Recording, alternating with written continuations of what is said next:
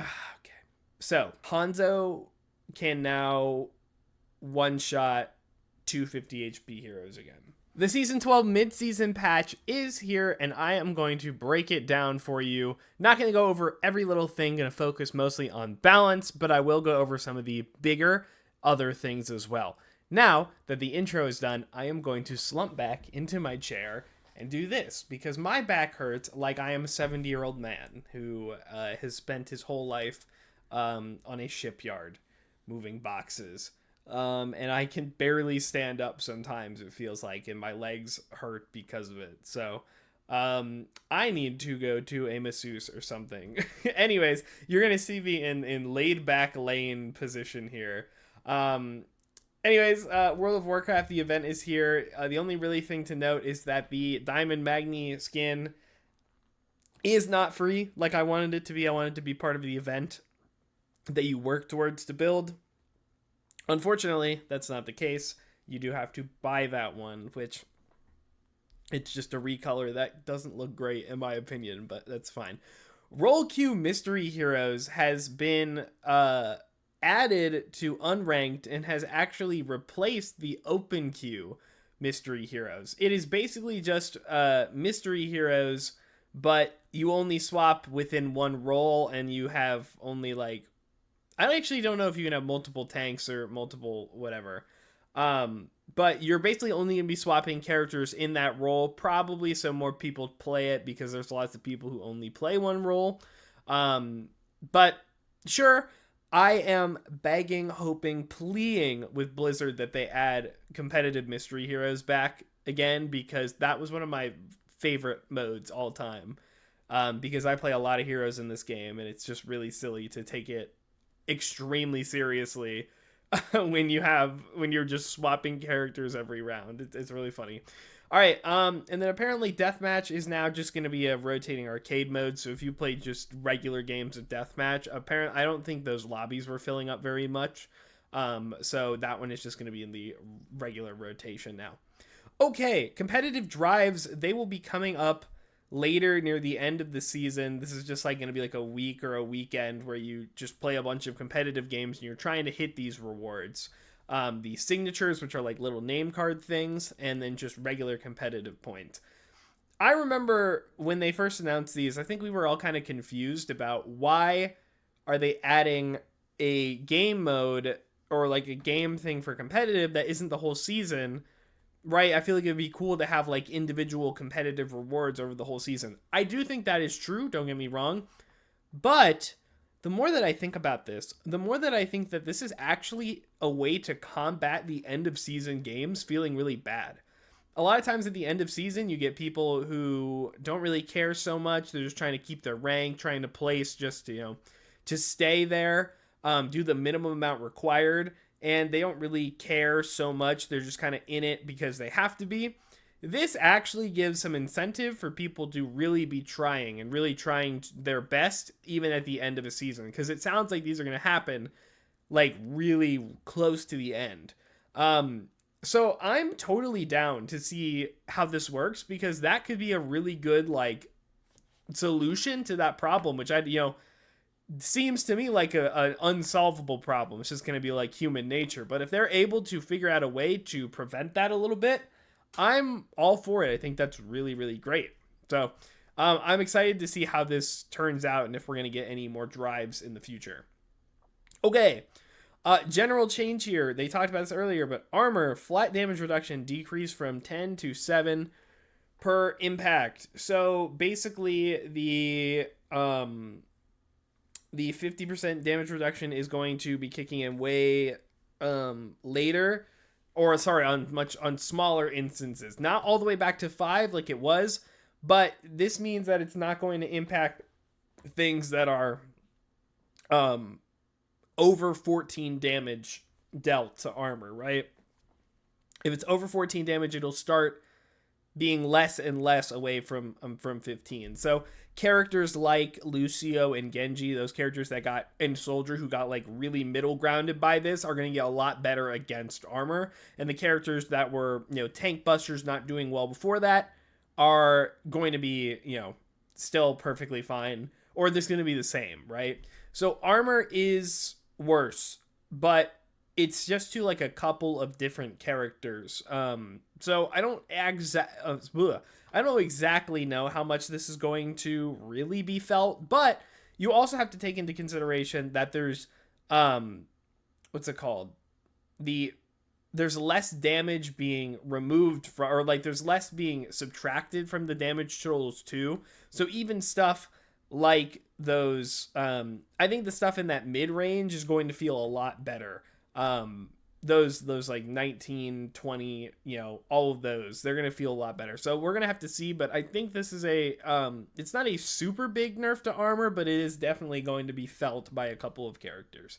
Especially those characters that aren't tanks are going to feel it, I think, way harder than the ones who are. And then also the tank roll passive, the knockback, was reduced.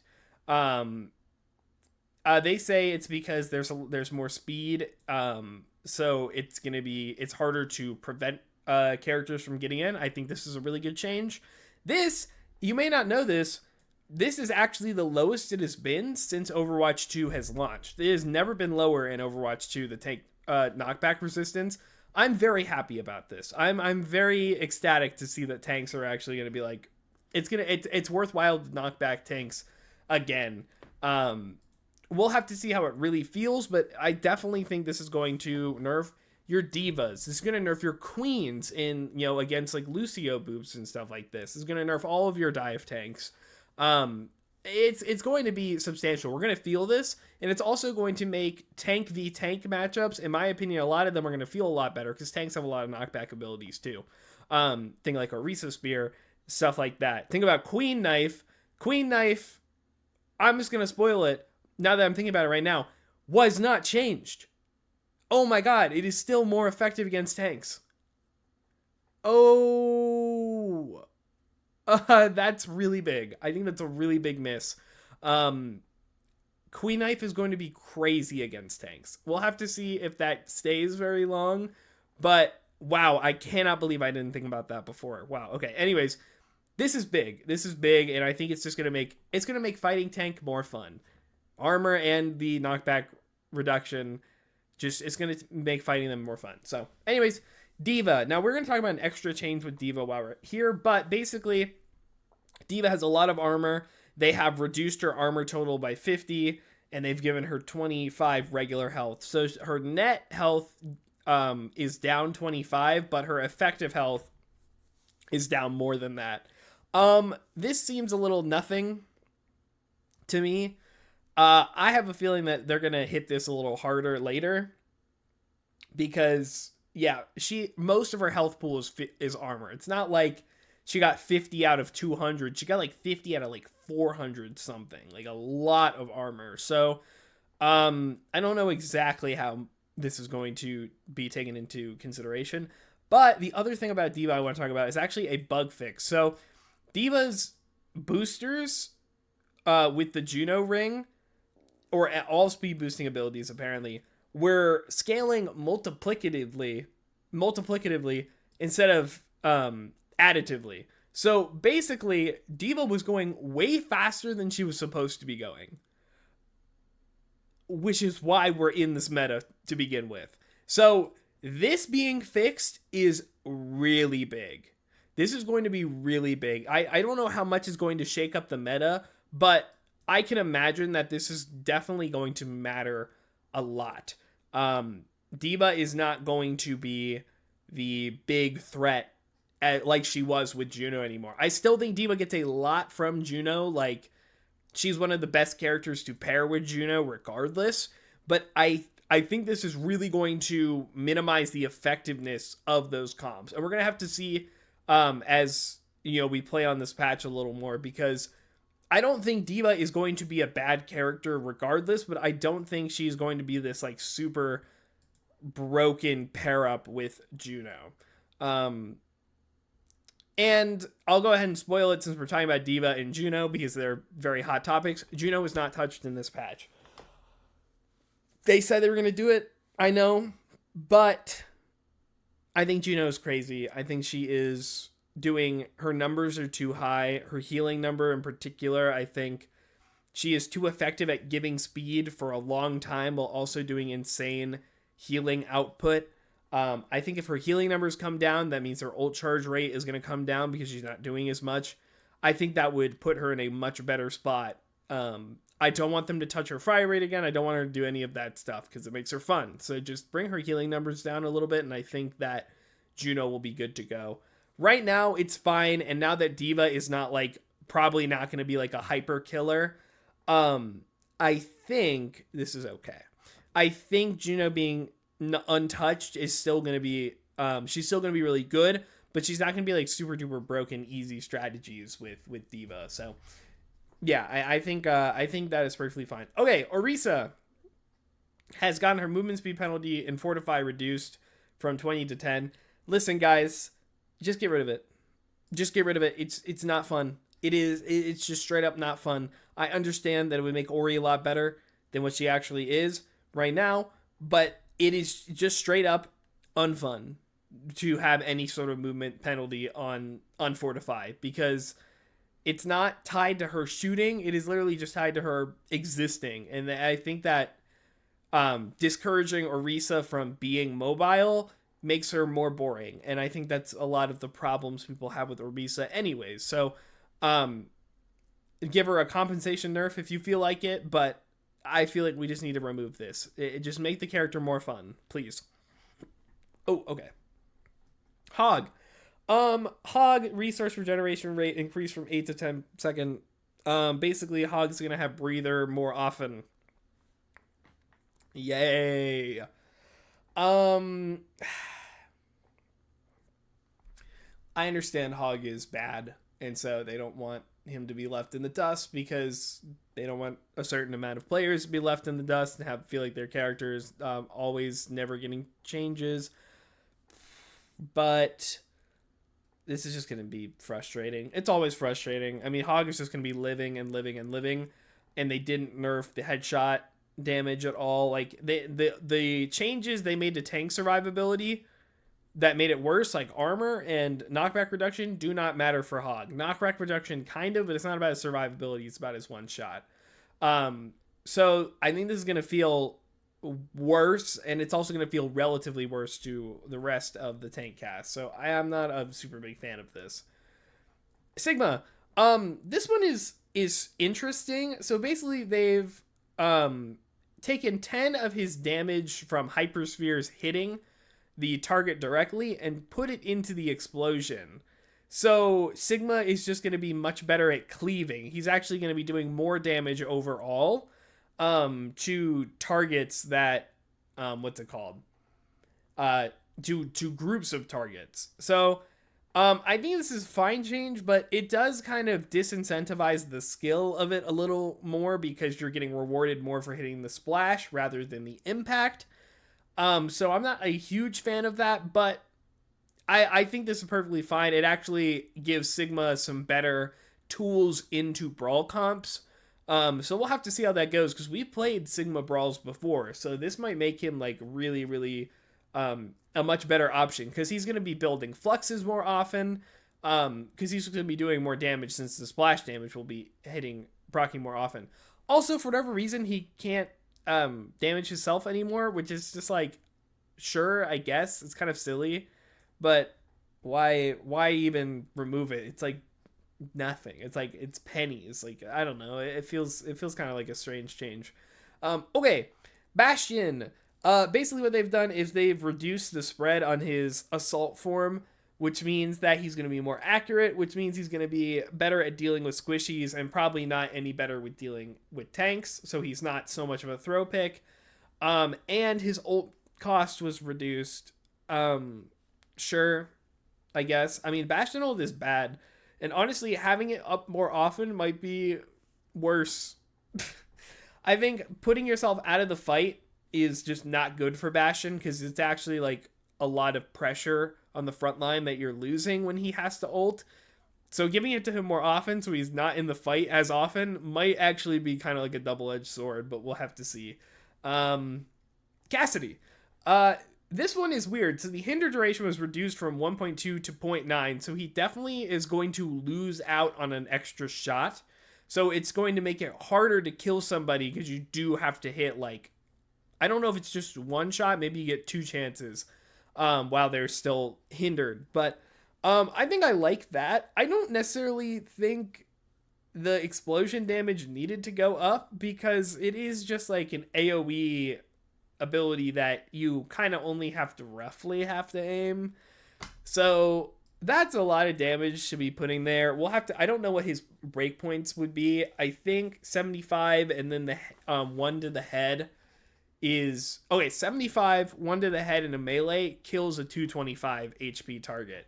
But you only get one shot to do it. So I don't know. We'll have to see. Maybe Cass is scarier. Maybe he's actually really not as scary. I think only time will tell with this one. I think it is an okay change. He's not going to be able to one-tap 250 HP heroes like a Venture or something. So that is really important to note. Deadeye ultimate cost reduced by 10%. I don't know why. I sometimes I feel like they just kind of hit ultimate charges randomly. There's no reason this needs to be going faster. It's not it's not a particularly good ult, so if it has less time, then it kind of gets more value because you get it more often. But yeah, I don't know, kind of strange. Okay, so Hanzo can now one shot 250 HP heroes again. His damage is now 125. And what he lost from that is that the projectile size was lowered by a lot. It seems like it's not even affected by the global projectile size increase. And the time to fully charge increased. So it's going to be less often that he gets these. Remember that he can't climb walls still. So he's not going to be like popping out of nowhere and getting headshots. Or sorry, he can't keep charge while he climbs walls. I think what really bugs me about this change is the comment here. It says, being limited to a smaller range of heroes that could be one shot added some texture to hero matchups, but wasn't as satisfying compromise for either side. I have to kind of super disagree with that. I thought that the characters that he could one shot were the characters that were putting themselves at risk trying to duel a Hanzo, right? Because otherwise he wouldn't be able to one shot them anymore. And then they skew the fight into their favor so much. Hanzo being able to one-tap them brings those dynamics back about trying to find the perfect moment to kill the Hanzo, and then Hanzo still potentially being able to get a really good shot on you. And, I think that was an interesting dynamic. Basically, he could punish the characters that wanted to get closer to him, trying to assassinate him, but he couldn't just rando spam people across the map because the characters that he could one-shot were those hypermobile characters. So if he did hit somebody like really far away, it was probably just a really, really good shot as opposed to some random ass spam down a choke. So him just being able to do 250 every hero or one shot every hero again, I think removed interesting dynamics. And I really like the direction that they had going for it this last month with Hanzo. And it seems like they don't agree with that. And I think that kind of sucks. So Hanzo just gets to go just grab you randomly from across the map again. We will see how that gets to go for... I think Hanzo players complained. I play Hanzo. Don't get me wrong. I think a lot of Hanzo players were complaining about Hanzo's balance state and philosophy. I really don't like this change. But I do like this change. I expected Venture to get a health nerf, but they actually just instead decided to nerf their shield gain. Yeah, I mean, it's definitely needed. Their ult still is going to go up to 75, up to the max. But I'm trying to think. This is going to put them into... I don't know how hard this hits any of their breakpoints in particular. Or breakpoints against them, because every time they use an ability, they'll be effectively, we'll say 280, right? So like Hanzo headshot plus melee will kill them if they only use one ability. But if they use two abilities stacked and then they get up to 60 shields, then they're still like basically out of all the ranges. So how much this really does, I don't know. I think a general health nerf would have probably done way more in the long run, but they don't want, maybe they're afraid Venture will be too bad if they do that. I don't think that's the case. I think that if they had 40 shields plus 225, then 265 is still well out of breakpoints for most characters. So I think it's still perfectly fine. It's just they're more susceptible before they've used abilities. We'll see how this plays out, but I don't think this is as nearly as big as a nerf as I thought was going to happen with Venture. Moira just gets a damage per second increase during coalescence. Okay. I don't know, man. I don't think Cole or Moira are particularly good. Moira just providing a little more value during her ultimate is not going to turn the tides for this character whatsoever. It might make her feel just a little better, but otherwise, I don't see this really mattering all that much. Lifeweaver, also a really small change here. Just max ammo increased from 80 to 100 for Thornvolley, which is his, secondary fire, right? So basically, he gets to deal damage more often, and while his auto charge is going, he gets to do more damage and still get charged, so he's doing more. I think this is perfectly fine. Allowing Lifeweaver to do more other than just heal is always going to be good, so I think this is a very good change. Now, Zenyatta has gotten an extremely important breakpoint update because Zen can now 5-orb to the body all 250 HP heroes. He could do it to 225 last batch, but he now, since it's 50, he can do it to the 250s. I don't know how much this, I don't think this really changes. Well, I'm trying to think how much this changes breakpoints with Discord, because I think he might be able to tap to the head with Discord on 250 HP heroes, which is scary.